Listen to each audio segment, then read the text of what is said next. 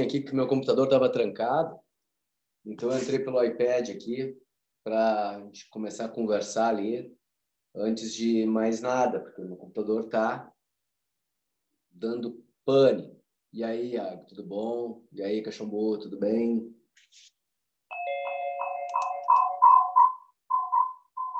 Tá. Entrou aqui, eu posso sair.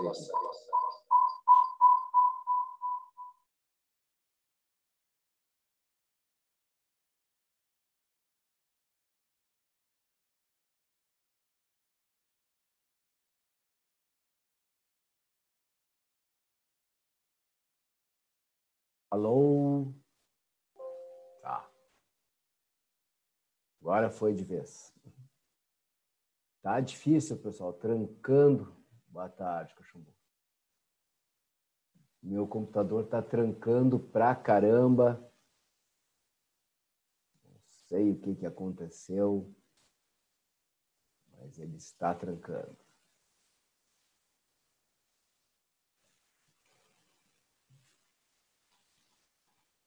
Então vamos lá. Se não estou enganado, eu parei com vocês falando de gestão. Tá? Já trancou minha voz aqui.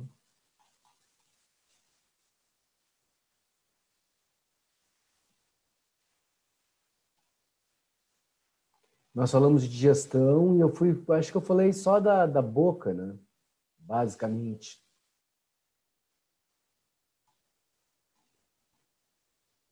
Chegamos lá.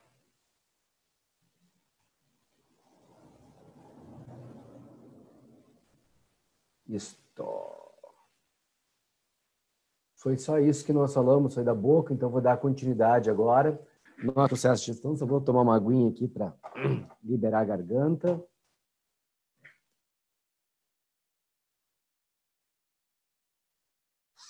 E eu começar a falar do estômago, isso mesmo. Vamos lá, então.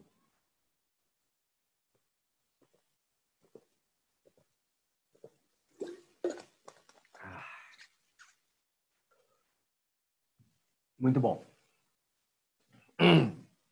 Então vamos. Pessoal, nós somos a boca, eu falei da deglutição, fiz até o desenhinho aquele da deglutição, da glote fechando a laringe para o alimento passar pelo esôfago. O esôfago era só movimento peristáltico e tinha aquela válvula esofágica, ou chamada de cárdia, né, que é a que impedia o refluxo do que estava no estômago para o esôfago. Tá? Falando então agora aqui, o livro de vocês tem um comentário sobre cáries, né? Que é uma ação bacteriana, cárie, né?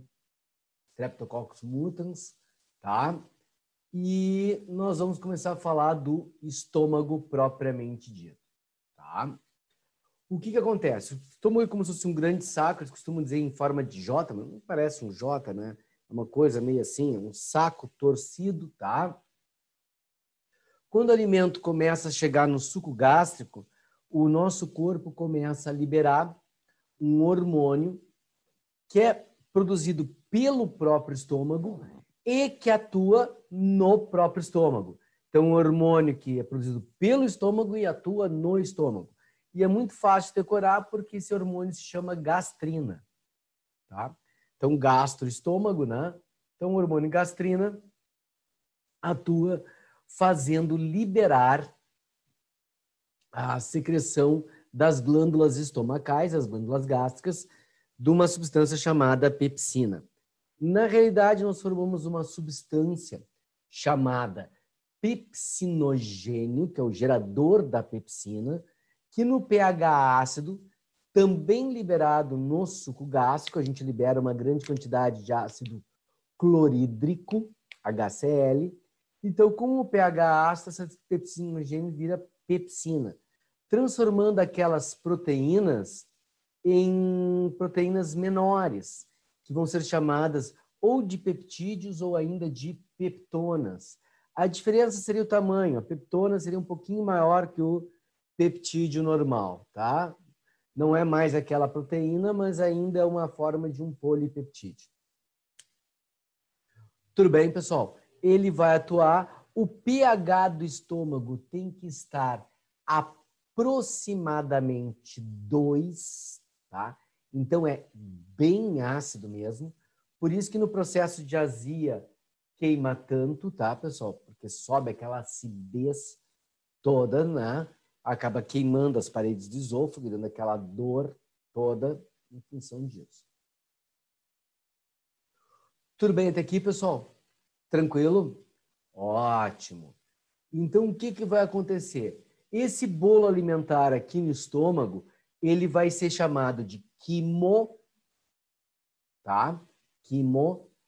E aí tu vai dissolver o quê? Proteínas, tá? E tão somente proteínas. Tranquilo? Ótimo. Então aqui nós temos ação, ó, pepsinogênio vira pepsina, a pepsina transforma a proteína em peptonas, tá? E aí isso vai ser a atividade estomacal. O que que vai acontecer aqui? Quando essa atividade está indo aí muito alta, tem bastante alimento, tu vai liberando, tu tem uma válvula aqui, ó, chamada de pilora, ou válvula pilórica, que impede a passagem do que está no estômago para o intestino. E também impede o refluxo, tá? Do intestino para o estômago. Então, pessoal, a atividade tem que se tornar menor aqui, tá? Para poder abrir esse pilório. Quando toma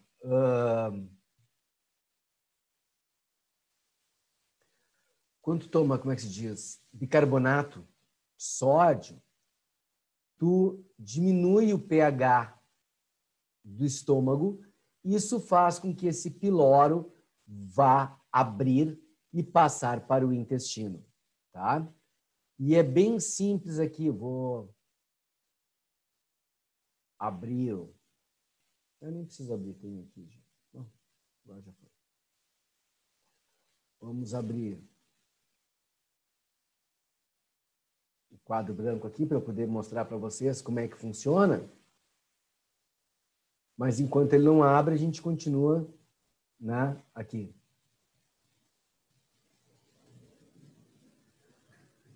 Iago, peptona é basicamente o mesmo que peptídeo, tá? Só que ela, digamos assim, tu ainda tem uma quantidade de aminoácidos um pouco maior. Ela é um polipeptídeo, a peptona. Mas não é mais a proteína. Ela é como se fosse a proteína reduzida. Tu tirou uma pequena parte da proteína e tem ainda uma grande cadeia de aminoácidos ligados, então não é mais a proteína, mas é uma peptona. Muitos livros nem sequer citam mais esse termo peptona. Fala direto em peptídeo, que fica mais simples. Tá? Então, deixa eu mostrar aqui para vocês, então, a...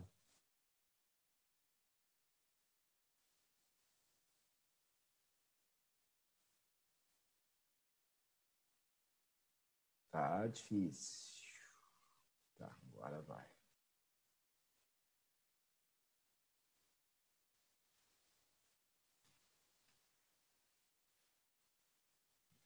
Ó, pessoal.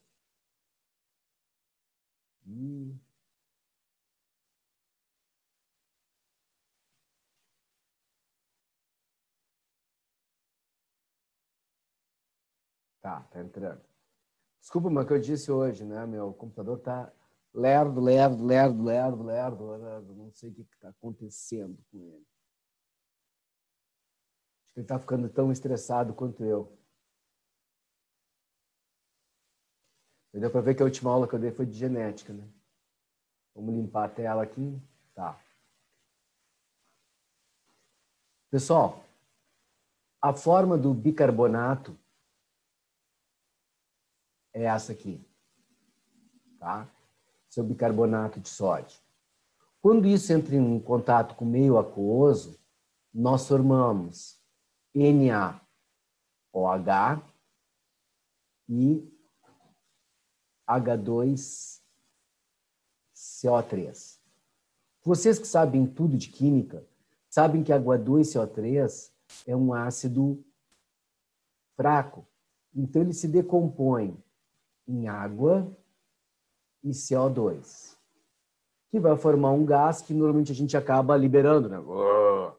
E o NaOH reage com HCl, formando sal, né? Mais água. Vai formar NaCl mais água. Certo? Isso neutraliza, abre o piloro e aí vai para o intestino o alimento. Tá? Então, somente isso que a gente faz ali. Aqui já vou aproveitar para falar um pouquinho, que depois, quando a gente fala de bactérias, a gente não dá muita importância, porque não é uma coisa que caia em prova, a menos que seja uma questão sobre o intestino, né? E estômago. A bactéria Heliobacter pylori é a que causa gastrite, pessoal. Ela irrita a mucosa estomacal e aí ela fica exposta, ela fica inflamada, ela fica exposta à acidez do próprio estômago, ao suco gástrico, que começa a lesionar, a corroer aquilo. E aí dói pra caramba. E se não houver um tratamento, vai começar a corroer mais e formar feridas dentro do estômago, o qual tu vai chamar de úlcera. Tá? São as úlceras gástricas. Tudo por ação dessa bactéria aqui. Tá? Tranquilo, pessoal? Fechou? Bom, o que vai acontecer agora aqui? Ó? O intestino delgado, tá? Deixa eu ver se eu tenho aqui só. Eu vou continuar falando, tá? O intestino delgado, a refeição vai chegar lá mais ou menos depois de 4 horas. Tá? Depois de 4 horas chega a refeição ali para tu começar a digerir tudo ali. O intestino delgado ele é bem longo, tá, pessoal? Junto com o intestino grosso, também longo. Só ver se está carregando aqui a coisa.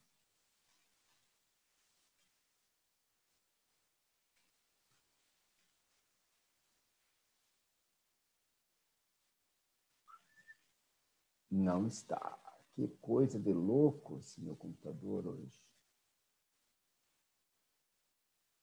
Desculpa, tá, pessoal, mas aqui tá lento.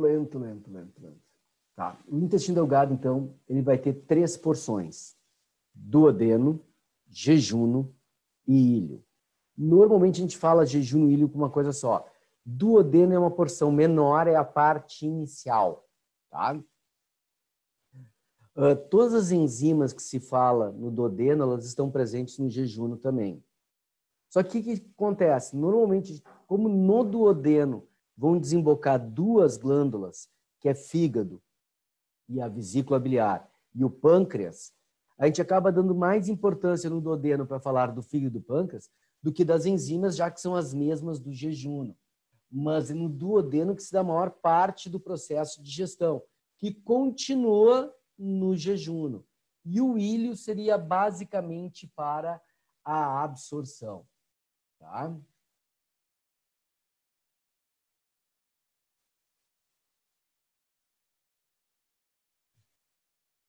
Tudo bem, pessoal? Até aí? Mesmo? Ótimo. Bom, o que vai acontecer? Eu vou começar a falar um pouco do fígado e do pâncreas primeiro, para vocês saberem. Pessoal, o fígado ele produz a bile e a bile não digere gorduras. A bile emulsiona gorduras. Tá? Ela não digere gorduras, ela emulsiona gorduras. Tranquilo?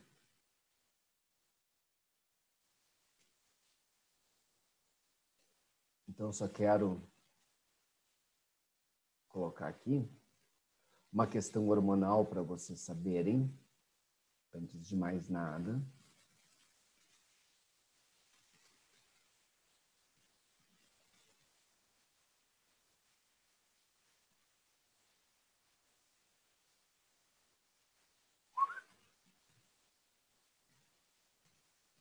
Ó, O fígado e o pâncreas. O fígado fica sobre o estômago, e aqui embaixo nós temos a vesícula biliar, tá?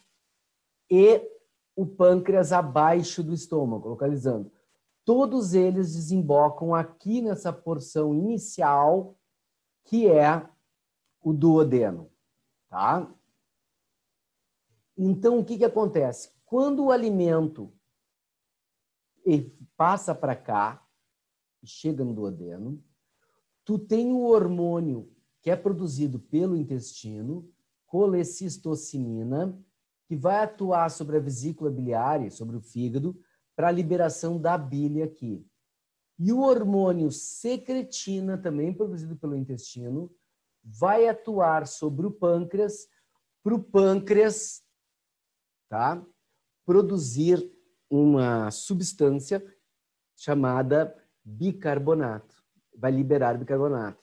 Então, ó, o colecistocinina atua sobre a vesícula biliar, também sobre o pâncreas, para os dois liberarem suco pancreático e, tá? Além de suco pancreático, nós liberarmos a bile, tá? Sendo liberada ali, certo? E aí, o que que vai acontecer, pessoal? O que que vai acontecer? Simplesmente, tu vai ter um segundo hormônio, que secretina, para liberar o bicarbonato. Para que que é o bicarbonato? Para fazer o mesmo efeito que eu falei do bicarbonato antes para vocês. Neutralizar o que está no estômago. Porque o pH do teu intestino tem que ser básico. Claro que bem nesse iniciozinho que está aqui, não tem como pular de 2 para 8. Mas logo em seguida já vai estar aqui o processo de neutralização todo para ele ficar básico no teu corpo. Então, tu pode até decorar, ó, boca é sal, estômago ácido, intestino base. Então, fica bem fácil. Ó. Sal é ácido mais base. Tá? Sal é ácido mais base.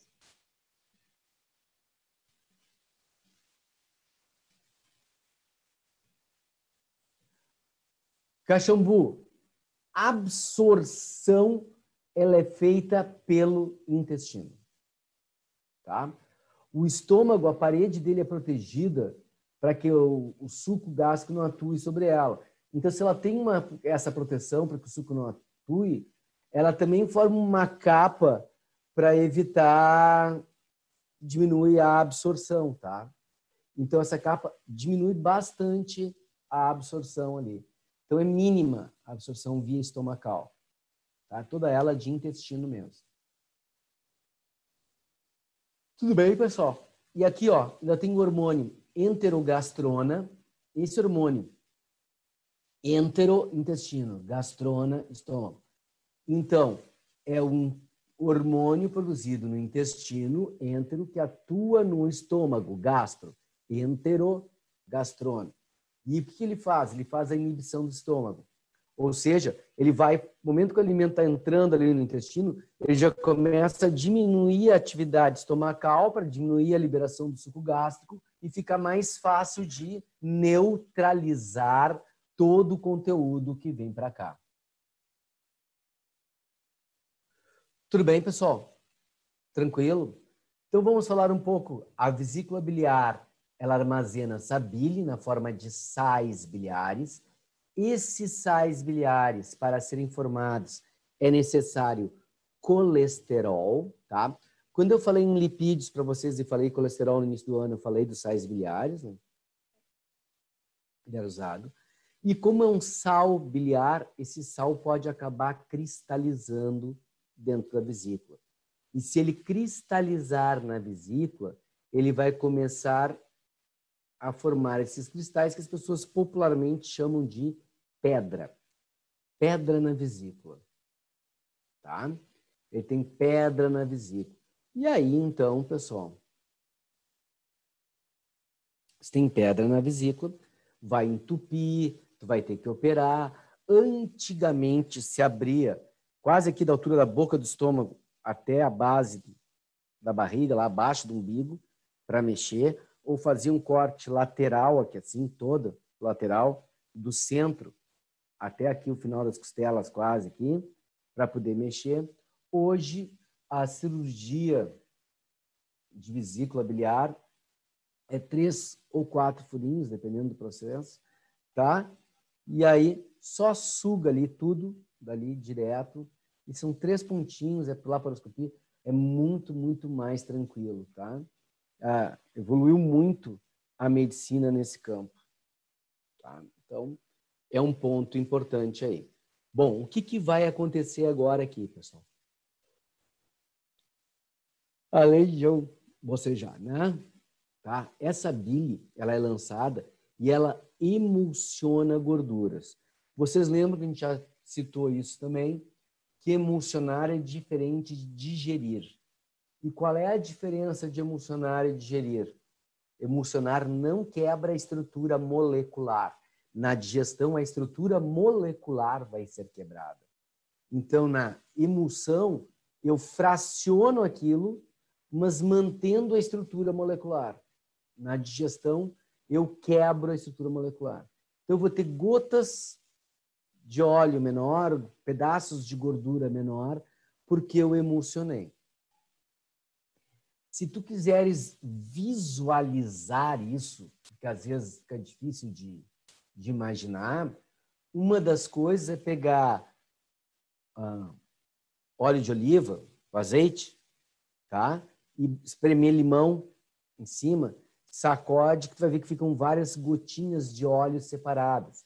Isso é uma emulsão e é um molhinho bem comum de salada, né? A base do chamado molho italiano para salada. Tá? Então, esse é o processo. Sacode ali e liquida tudo. Certo? Sem problemas até aí, pessoal?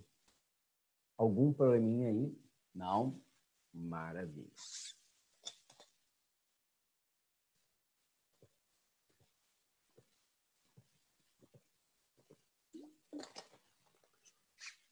Bom, o que mais que nós podemos falar aqui agora? O pâncreas, além de liberar o bicarbonato por ação da secretina que faz secretar, tá? Não é ser cretina, aí é outra coisa, né? Vai ali, ele vai atuar aqui e a colecistocimina, tá? Ela simplesmente faz com que libere o suco pancreático. E aí, pessoal, nós vamos ter algumas enzimas sendo liberadas para vocês. Deixa eu aproveitar aqui mesmo, não vou fazer. Tá aqui, ó. Suco pancreático. Opa. Ele libera amilase pancreática, amilase simplesmente, tripsina e lipase. Amilase, tripsina e lipase. A amilase, tá? O local de produção é o próprio pâncreas, ela dissolve o amido. Então, parte do amido é dissolvido pela boca, tá? Pela boca, e a outra parte pelo pâncreas.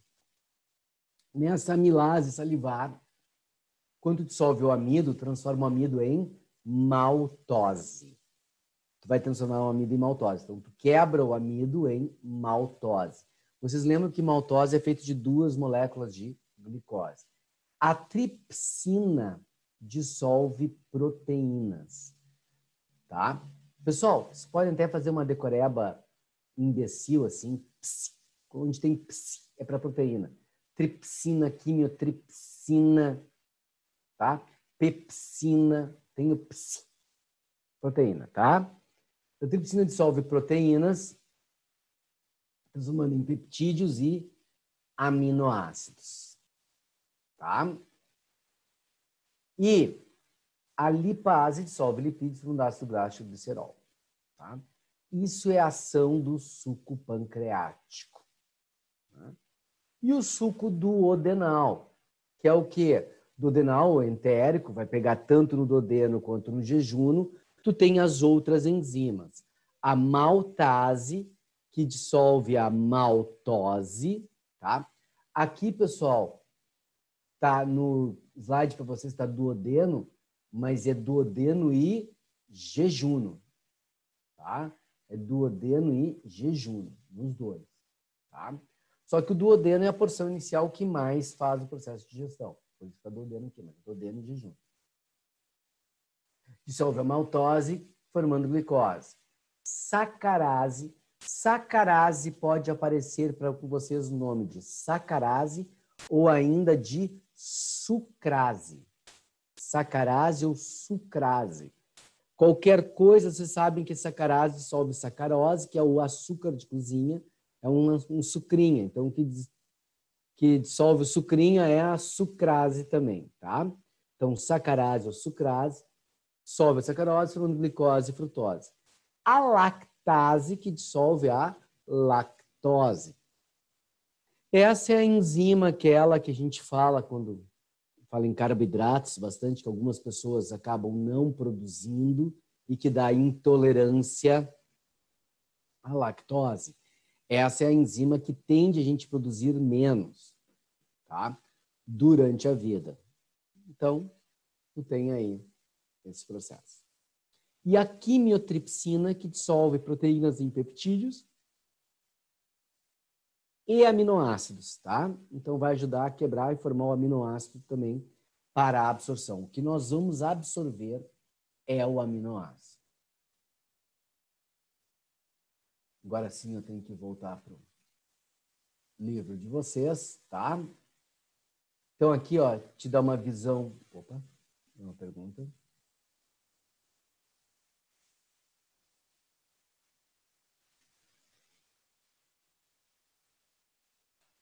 A quimiotripsina faz parte do suco pancreático? Não. O suco pancreático... Oh, enrolou a língua. O suco pancreático é apenas a tripsina. Tá? A amilase salivar é a mesma da amilase pancreática ou tem alguma particularidade? Sim, João, tem alguma particularidade, não é a mesma, não. A amilase da tua boca salivar, ela atua num pH 7. E a amilase pancreática, ela atua num pH 8. Ela é um pH básico. Então, existe uma pequena ação estrutural, quebra o mesmo tipo de ligação química, mas existe uma ação estrutural diferente entre as duas amilases. Tá? O pH de funcionamento é diferente. Aqui, pessoal, só para vocês terem uma ideia de como é que funcionam as coisas, ó, o ducto pancreático liberando direto aqui para dentro do duodeno, tá? E o ducto biliar comum, que vem do fígado e da vesícula biliar, largando aqui também tudo no duodeno, tá? Isso para localizar vocês no processo. Tá? O bolo alimentar dentro do nosso intestino é chamado de quilo. Quilo, tá?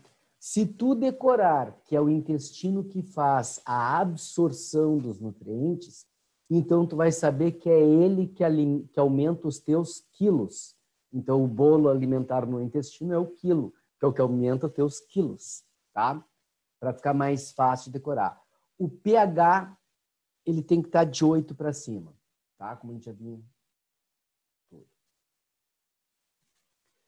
Tranquilo? Sem problemas? Bom. Pessoal, aqui ó, tem uma frase importante aqui no livro de vocês. Ó. Bicarbonato neutraliza o ácido clorídrico aqui, pH assim é muito importante, já que a mucosa intestinal não suporta acidez do sucrático por muito tempo. Ou seja, o processo daquele hormônio enterogastrona fazer a parada estomacal é para não ter mais a liberação de ácido. E com isso ser mais rápido o processo de conversão para um pH básico, parar de entrar ácido, senão ele não vai conseguir, ele não vai aguentar e vai gerar uma lesão na mucosa intestinal. Então é importante, tá, pessoal, que tenha essa parada lá para ele poder baixar como um todo, tá? Então temos tripsina para lá. Há também no suco pancreático, ó, a pergunta do Iago aqui, tá? Tripsina e peptidase finalmente vão hidrolisar, tá? A quimiotripsina também pode, mas não é comum eles usarem, tá, Iago? Até tinha dito para ti que era só tripsina aqui, né? Ali. Mas tu também tem a quimiotripsina, mas não é comum, tá? Peptidases é mais comum também se falar no intestino. Quimiotripsina e peptidase, sempre falar de intestino e no jejum, tá? Tranquilo? Ó, é importante perceber que a formação dos aminoácidos só vai ocorrer devido à ação sequencial de todas essas proteases no final do duodeno e principalmente no jejum. Ou seja, a transformação mesmo em aminoácidos se dá no jejum. Tu vai dando aquela sequência toda para conseguir quebrar tripsina, quimiotripsina. Por isso que eu te disse aqui que a quimiotripsina é mais importante no intestino e não tanto no duodeno, porque tu libera a tripsina, quimiotripsina depois para fazer a sequência, mesmo que possa ser produzido um pouco, o negócio é a sequência liberada, tá? A lipase ligando os lipídios, né? A amilase. E aqui, ó, que não estava na minha tabela lá, as nucleotidases ou nucleases, tá? Pode aparecer para vocês com o nome de nucleotidases ou nucleases, que quebram, formam os nucleotídeos. Porque tudo que a gente come tem ali. Que explicação aquela da emulsão, tá? Ó,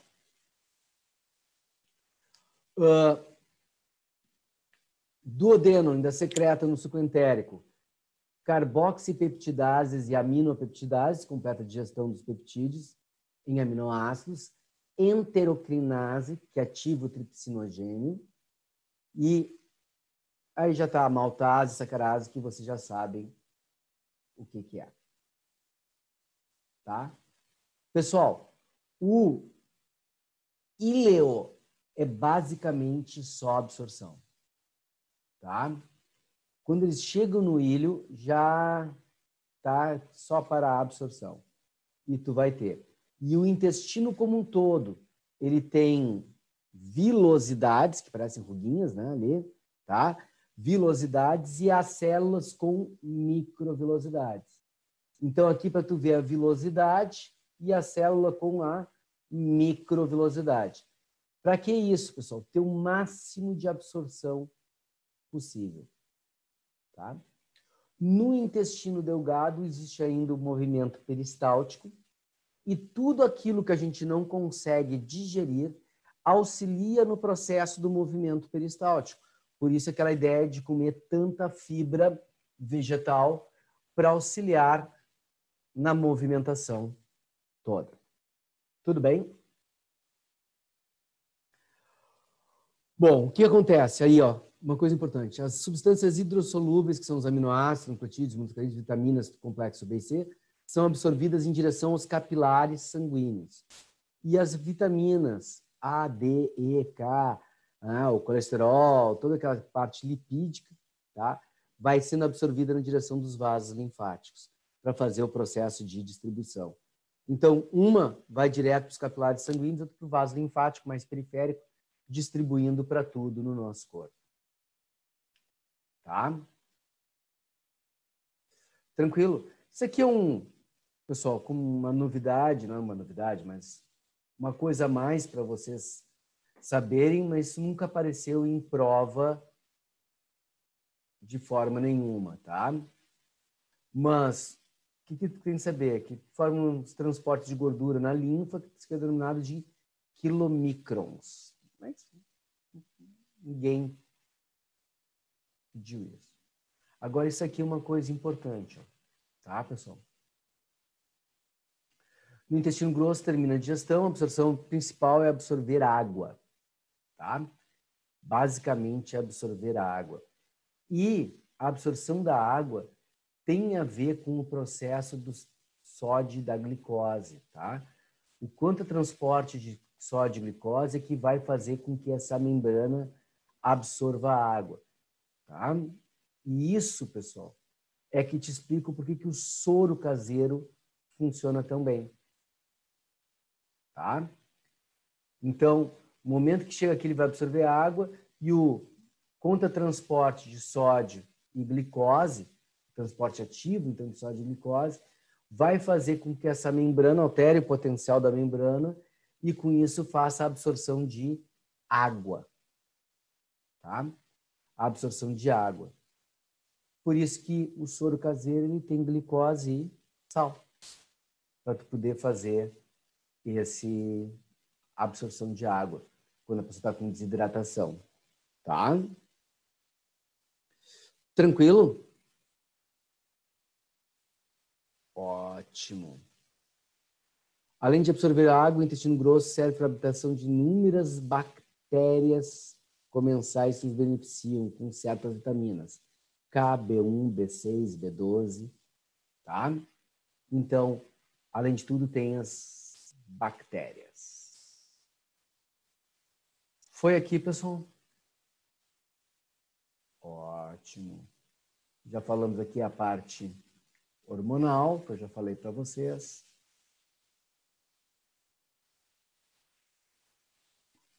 Isso aqui é importante a gente citar. Ah, uma coisa, pessoal, que é popular, tá? E importante se a gente pegar e fazer os exercícios, né? Ali. Uma coisa que é importante é o seguinte, é comum as pessoas dizerem assim, fulano vomitou bile, porque liberou um líquido amarelado, amarelo esverdeado. Ele vomitou foi suco gástrico, tá, pessoal? Tu não vomita bile, porque a bile é liberada dentro do teu intestino e tem o piloro, que é a válvula que impede o retorno. Se a bile está voltando, o conteúdo intestinal também está voltando. Então, tu pode vomitar fezes também, tá, pessoal? Para vomitar bile, o que está acontecendo é que essa válvula pilórica está abrindo. E se ela está abrindo, ou está com um problema muito sério no sistema digestório, para ela poder abrir, ou principalmente nas situações de obstrução intestinal. Não deixa passar lá, então faz pressão empurrando aqui, a válvula acaba abrindo e tu liberando, né? Em caso de obstrução intestinal, aí pode ser que libere. Do contrário, não. O cara que tomou um porre, ele está liberando suco gástrico e não bile, tá? Aquele gosto amargo, tipo fel que dá na boca, que vocês, claro, nunca sentiram, que vocês não são pessoas que bebem, né, ingerem bebidas alcoólicas, né? Ali, nunca sentiram isso, mas não é bile, tá? É suco gástrico mesmo. Tudo bem, pessoal? Tranquilinho? Ótimo. Eu queria ver uma coisa aqui, deixa eu passar rápido aqui. Que era importante eu falar para vocês, que eu tinha visto no livro, e acho que eu fui passando rápido e...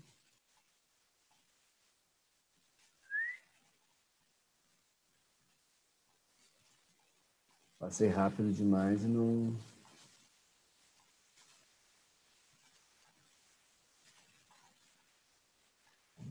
Se eu quiser, tô ficando meio tonto aí, mas é que eu tô passando as coisas aqui para poder...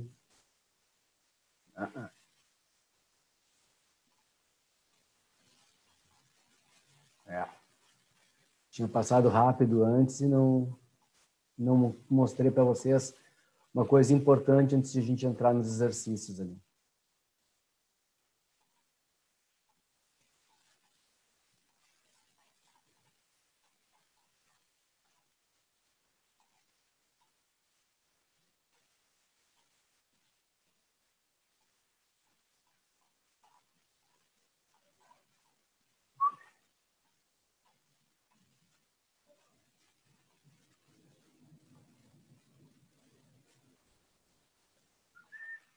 Eu tinha falado com vocês, com a Charco.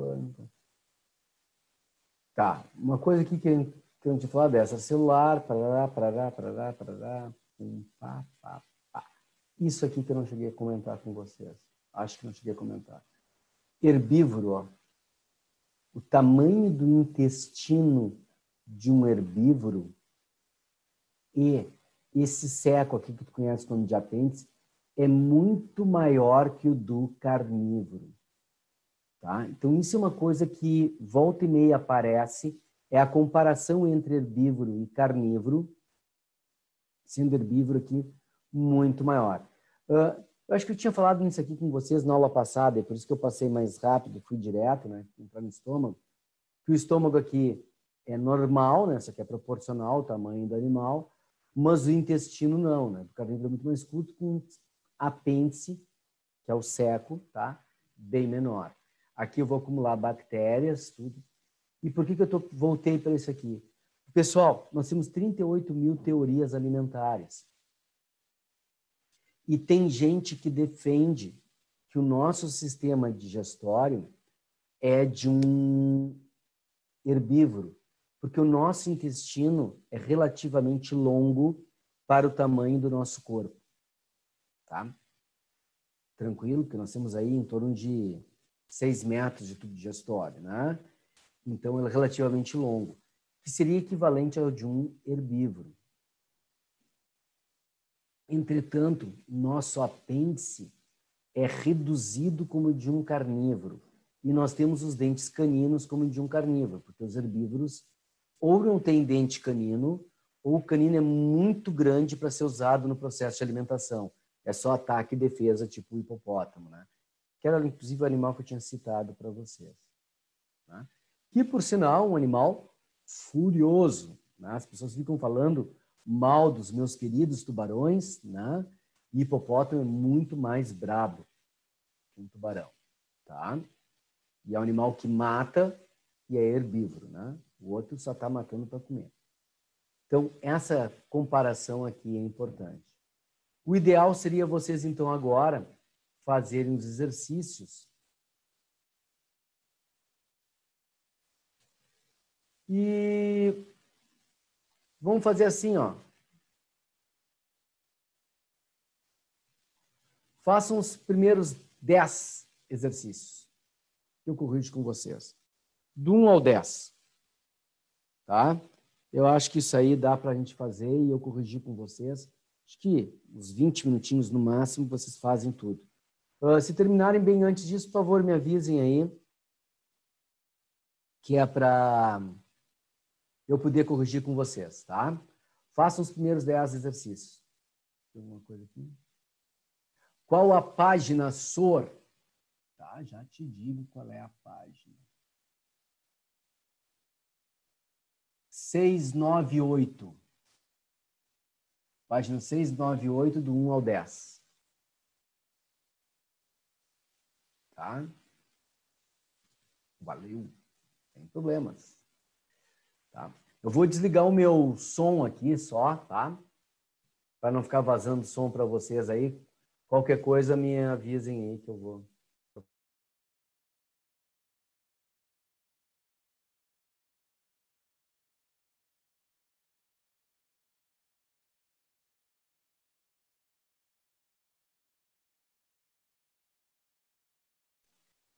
Caxambu são arqueias, tá? Porque são metanobactérias.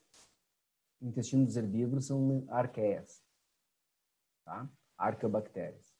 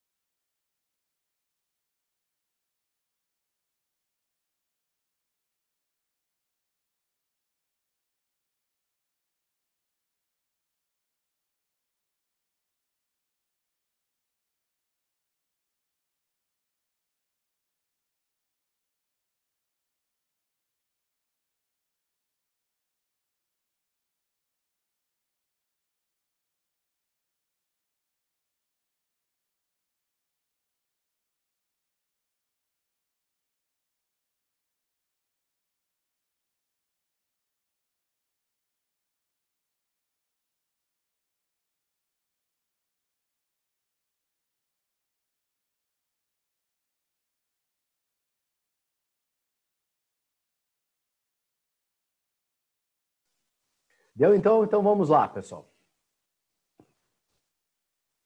Iago me deu, olha aqui, deu, então vamos lá.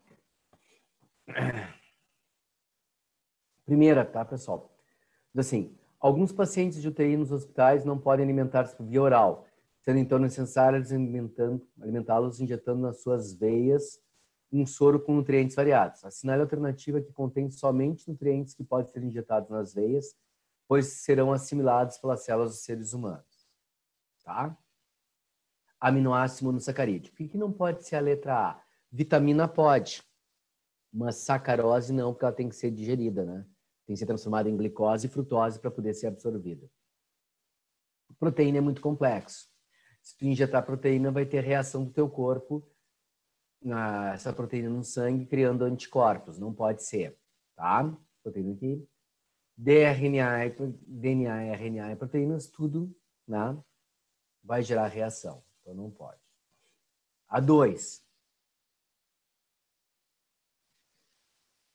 Durante a digestão dos animais ruminantes ocorre a formação do gás metano, constituído por elementos de carbono e hidrogênio, que é eliminado no arroto do animal. Os ruminantes possuem um estômago dividido em 4 compartimentos, 2 dos quais possuem uma bactéria cujo metabolismo libera o gás metano.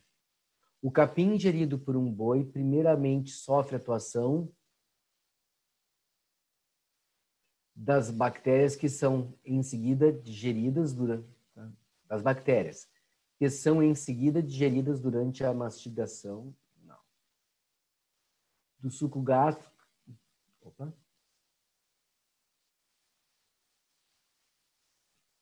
A gente só absorve monossacarídeos, sim. E qual o açúcar que tem gosto doce? A sacarose. A sacarose tem gosto adocicado. A frutose também tem gosto adocicado, porque as frutas elas têm um gosto adocicado quando estão maduras, né? Que é basicamente açúcar, daí a acidez delas diminui um pouco, tá? Então vamos lá. Ó, voltando aqui, das bactérias que são em seguida digeridas durante as mastigações. Mastigação não digere, né, pessoal? Suco gástrico, que deixa o capim adequado para as bactérias. Não. Primeiro, a bactéria atua no rumen. Das amilases pancreáticas, já passou no estômago, né? Não dá. Do suco gástrico, não. Primeiro vai para o rumen regurgita, e aí, né, rumen barrete impulsiona para a boca, e depois é que vai ter ação do suco gástrico no omase e no abomaso. Das bactérias, posteriormente, são digeridas por ação do suco gástrico. Essa é a resposta. Tá? O esquema abaixo apresenta 5 órgãos envolvidos na digestão nos seres humanos. 1, fígado. 2, vesícula biliar. 3, estômago. 4, pâncreas. 5, duodeno. Tá? Já estou localizando o que é cada um. Quanto ao processo de digestão associados a esses órgãos, assinale a alternativa correta. A pepsina, produzida pelo órgão 3, até aí está certo, é uma enzima que atua em meio ácido digerindo carboidratos. Não, ela digere proteínas. O suco pancreático produzido pelo órgão 1, não, 1 é fígado. Está errado. O órgão 1 produz a bile armazenada no órgão 2 e que após lançada no órgão 5 facilita a digestão de gorduras. Vamos ver. O 1 produz armazenado 2 e é lançado em 5 para auxiliar na digestão de gorduras. É correto. Claro que vocês já sabiam que é correto, porque vocês conseguem enxergar aqui que essa é a resposta, mas só para a gente fazer o conduto como deveria ser, né? O suco pancreático é produzido pelo órgão 4, sendo constituído pelas enzimas. Ptialina não. Ptialina é amilase salivar. E pepsina é pelo estômago. Tá? Então, nenhum das duas primeiras. Os produtos da digestão ocorrida no órgão 5 são transportados para o órgão 3. 5, quer dizer, está vomitando, está voltando que está no intestino para o estômago, né? Não, né? Tá? Onde são absorvidos? A absorção é no 5. Tem uma perguntinha aqui.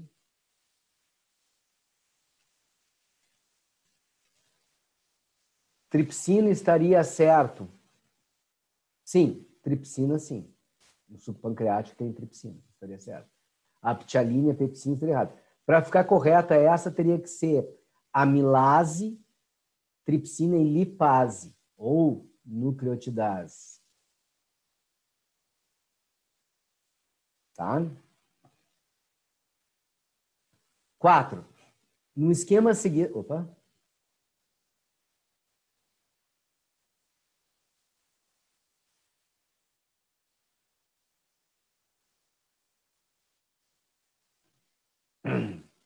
Tá? 4. No esquema a seguir, representado 4 tubos de ensaio com seus componentes. 1, 2, 3, 4. Aqui na gordura e HCl, gordura e extrato do estômago, gordura e extrato do pâncreas, gordura e extrato da glândula salivar. O material retirado de determinado órgão do rato foi adicionado aos tubos de ensaio e após 1 hora, 38 graus, verificou-se que apenas o tubo 3 ocorreu a digestão de gordura. Assinale a alternativa que indica, respectivamente, qual órgão do rato foi retirado do material adicionado aos tubos. Tá?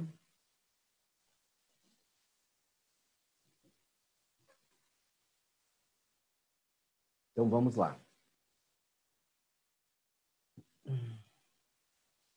Material retirado de determinado órgão do rato foi adicionado aos tubos de ensaio. Então, aqui, todos os tubos de ensaio tinham gordura, mais essas coisas todas.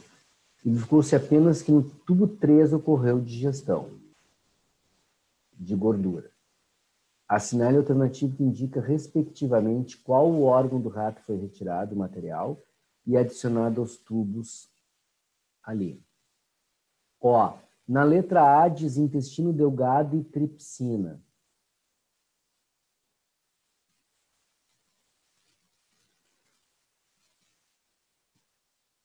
Aí, vesícula biliar e lipase. Ok? Intestino delgado, quimiotripsina. Vesícula biliar e amilase, intestino delgado e tripsina. Ó, primeira coisa, intestino delgado, tripsina. Tripsina é do suco pancreático, tá? E ela dissolve proteínas, então não ia ter digestão de gordura. Vesícula biliar teria a bile para emulsionar e a lipase aqui, né, para a ação. Ok. Tá? Então aí teria digestão de gordura. Intestino delgado, quimiotripsina seria de aminoácidos, né? Formar aminoácidos, digerir proteínas. Vesícula biliar e amilase seria amido, não dissolveria gordura. Intestino delgado e pepsina, pepsina dissolve proteínas e é do estômago, no intestino delgado. E a amilase também não tem na vesícula biliar. Tá? Então, tudo isso está errado. Tá? Então, vesícula biliar e lipase. Depois, questão 5. Sobre a digestão do ser humano, pode-se afirmar que a primeira fase da digestão das proteínas dá-se no estômago, por ação da tripsina. Não é da tripsina, é da pepsina. Tá? Esse é o distrator aqui. O tripsinogênio se transforma em tripsina na presença de ácido clorídrico. Não. O pepsinogênio forma a pepsina com ácido clorídrico. A secretina é uma substância que estimula a secreção do suco pancreático. Tá. Secretina para secretar o suco pancreático. As secreções biliar e pancreática interagem com o bolo alimentar no intestino grosso. Não, é no duodeno. A vesícula biliar produz a bile indispensável para a digestão de gorduras. Tomem cuidado, a vesícula biliar armazena a bile produzida pelo fígado. Quem produz é o fígado. Tá? 6. Ao comermos um sanduíche de pão, manteiga, bife, a digestão do... Aí começa. Bife inicia-se pela boca. Não. O bife inicia no estômago, que é onde tem a proteína, né? A pepsina. E a do pão no estômago. Não, a do pão começa pela boca. Então, essa aqui é a letra A, tá tudo errado.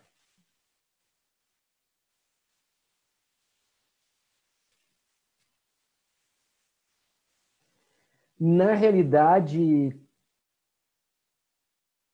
a bile é indispensável para a digestão de gordura, assim, porque ela facilita, né, a digestão de gordura.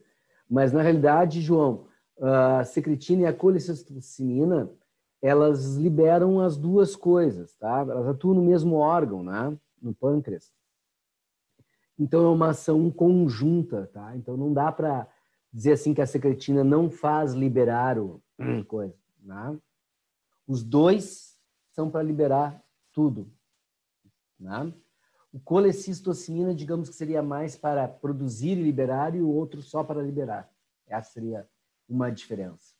Tá? Elas atuam juntas no mesmo órgão.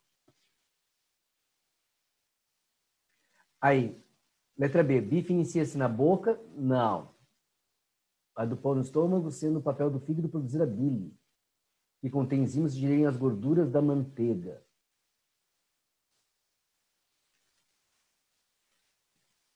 O estômago é na boca, do bife é no estômago, tá? E o fígado produz a bile para tirar as gorduras da manteiga, tá? Isso está correto. Pão ensina-se da boca, do bife no estômago, sendo o papel do fígado produzir a bile que facilita a digestão das gorduras da manteiga. É isso aí, tá? A D. O pão inicia-se na boca, do bife no estômago, sendo o papel do fígado produzir a bile que contém enzimas e completa a digestão do pão. Não. Não é. Pão e bife iniciam no estômago? Não. Já está errado. 7. O gráfico abaixo mostra a atividade de algumas enzimas digestivas humanas em diferentes valores de pH. 2, 7 e 8. Ó, a gente já sabe que 2 é estômago, 7 é boca. Sal é ácido mais base. 2 é boca, então. 3 é intestino. 8. Com base nessa informação, desculpa, assinale a afirmativa que correta sobre as curvas 1, 2 e 3. 1 corresponde à atividade da pepsina. Não. 1 corresponde à atividade da pepsina, que é a principal enzima do suco pancreático. Não. É a principal enzima do estômago. Então, já está fora, do suco gástrico. 1 corresponde à atividade da pepsina. Sim, principal enzima do suco gástrico, certo. 2 corresponde à atividade da ptialina, que inicia a digestão do amido e do glicogênio na boca, certo. Tá? 3. Pessoal, a gente sempre fala amido, e esquece de falar que, e eu esqueci, inclusive, de falar, que glicogênio também começa a ser dissolvido na boca por ação da ptialina. Então, a ptialina é para dissolver o amido e glicogênio. Tá? 3. Corresponde à atividade da tripsina, que é produzida pelo pâncreas e age no intestino delgado. Show. 1 corresponde à atividade da ptialina? Não. Porque 1, pH2, ptialina é boca. É 7. Tá?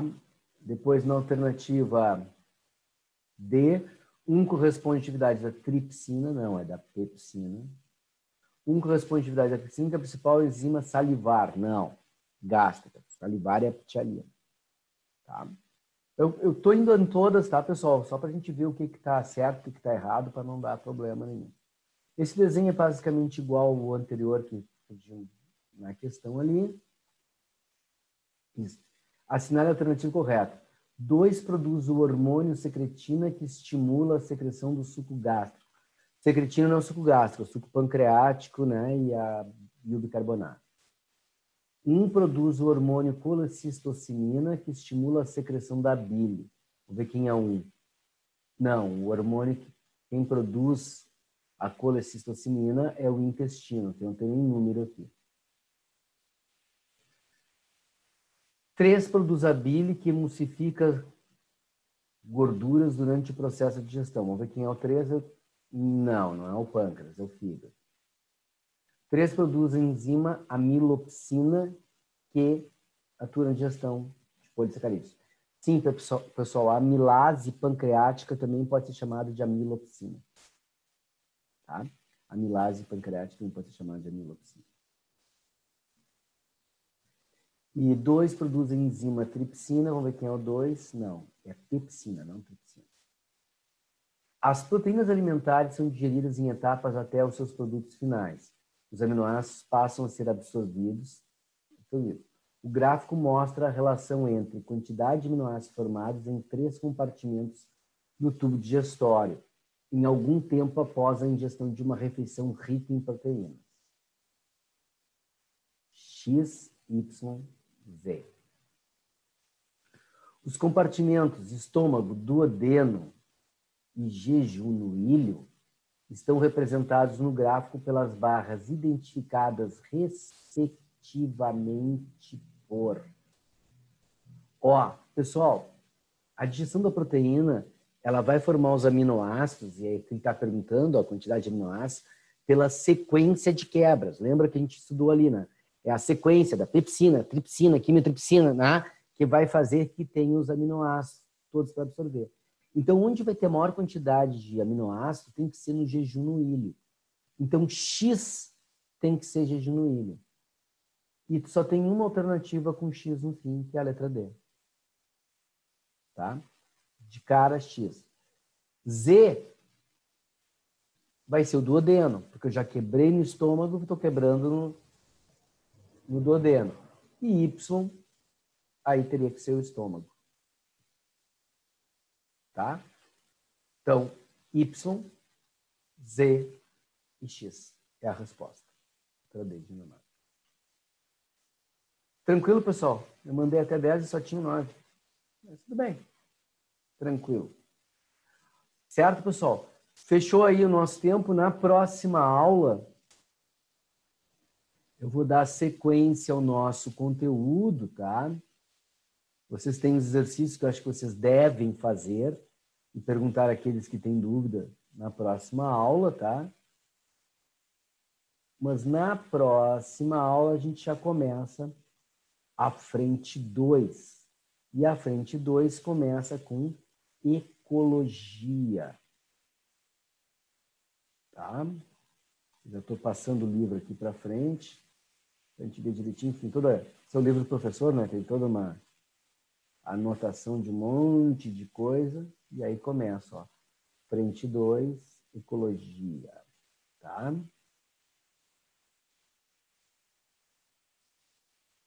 Bah! Que volta a dar esse livro. Na realidade, Iago, não é que ele dê muita volta, não. É que normalmente o que acaba acontecendo? Boa parte desses livros eles são projetados para cursos pré-vestibulares, não especializados só em medicina. E em cursos pré-vestibulares, e tu sabe, tu já fez isso, é comum tu ter vários professores, né? Então aí cada professor pegaria uma frente diferente, né? Tá? Para eu ter dar uma sequência mais lógica, eu teria que pegar a frente 1 do livro 1, frente 1 do livro 2, frente 1 do livro 3, frente 1, tá? Todos. E depois a frente 2 do 1, a frente 2. E aí tu fica andando com todos os livros ao mesmo tempo, né? Não dá. Então a gente termina, aí começa a ecologia, aí no outro livro vai voltar de novo. O que eu posso fazer é no próximo livro, para dar uma sequência um pouco melhor para vocês, é não começar pela frente 1, começar pela frente 2, que eu sigo a coisa e depois eu volto para 1. E aí no próximo livro eu começo pela 1. A gente vai fazendo para dar uma sequência melhor para vocês. Certo? Tranquilo? Então, próxima aula a gente continua daqui, tá?